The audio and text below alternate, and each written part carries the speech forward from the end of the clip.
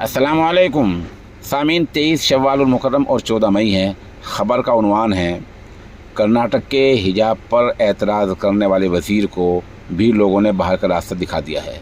आपको पता है, कर्नाटक में कुछ दिन पहले तक बीजेपी की सरकार थी, उसमें वज़ीर तालीम थे जनाब नागेश साहब।